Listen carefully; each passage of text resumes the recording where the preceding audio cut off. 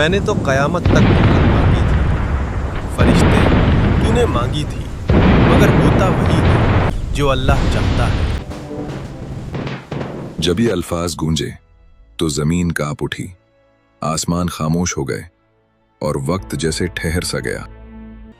ये कोई आम आवाज नहीं थी, ये उस हस्ती की आवाज थी जिसे कभी इबादत करने वालों का सरदार कहा जाता था, मगर आज वही इब्लीस था।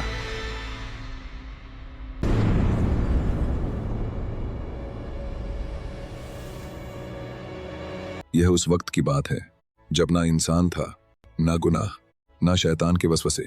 जिन्नों में एक था अजाजील, वो इबादत में सबसे आगे, इल्म में सबसे ऊंचा। वो रातों को रोता, सजदे करता, अल्लाह की हम्द बयान करता, यहाँ तक कि फरिश्ते भी हैरान थे। फिर वो लम्हा आया जब अल्लाह ने इंसान को मिट्टी से पैदा किया और हुक्म हुआ, सब सजदा करो आदम को। सब ने सजदा किया, मगर एक खड़ा रहा, मैं इससे बेहतर हूँ, मुझे आग से बनाया गया और इसे मिट्टी से। बस एक घमंड, और अजाजील इब्लीस बन गया। ए अल्लाह, मुझे कयामत तक मोहलत दे दे, मैं तेरे बंदों को गुमराह करूंगा हर तरफ से। अब देख मैं इंसान को कैसे गुमराह करता हूँ। कहानी अभी खत्म नहीं हुई थी, असल इम्तिहान अब शुरू होने वाला था। आदम और हव्वा जन्नत में सुकून की जिंदगी जी रहे थे। हर तरफ नेमतें ही नेमतें थीं, ना कोई डर, ना कोई परेशानी। मगर एक चीज से उन्हें रोका गया था, एक खास दरख्त जिसके करीब जाने की इजाजत नहीं थी। और यहीं से शुरू हुआ इब्लीस का पहला वार। वो छुप कर आया, धीरे धीरे, चालाकी से।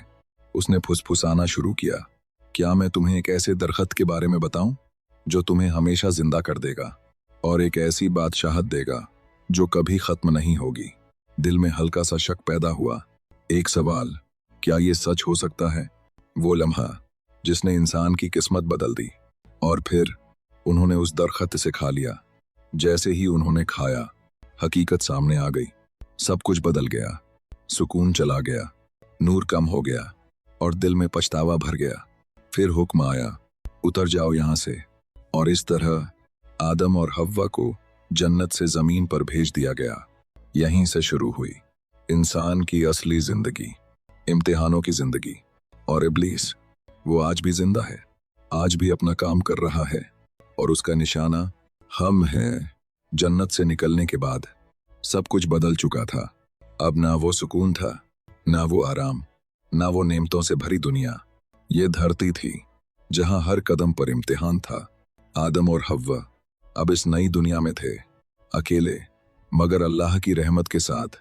उन्होंने तौबा की, रोए, गिड़गिड़ाए और अल्लाह से माफी मांगी। ऐ हमारे रब, हमने अपनी जानों पर जुल्म किया, अगर तूने हमें माफ ना किया तो हम नुकसान उठाने वालों में से हो जाएंगे। और अल्लाह जो सबसे ज्यादा रहम करने वाला है, उसने उनकी तौबा कबूल कर ली। मगर इम्तिहान खत्म नहीं हुआ था। इधर इब्लीस, वो हार मानने वालों में से नहीं था। उसने कसम खाई थी कि वो इंसान को हर हाल में गुमराह करेगा। अब उसने अपना तरीका बदल लिया, कभी दौलत के जरिए, कभी गुस्से के जरिए, कभी लालच के जरिए। वो इंसान के दिल में उतरता है ख्याल बनकर, और फिर धीरे धीरे उसे रास्ते से भटका देता है। कभी कहता है कोई नहीं देख रहा, कभी कहता है अभी तो वक्त है, बाद में तौबा कर लेना। और इंसान धीरे धीरे उसकी बातों में आ जाता है।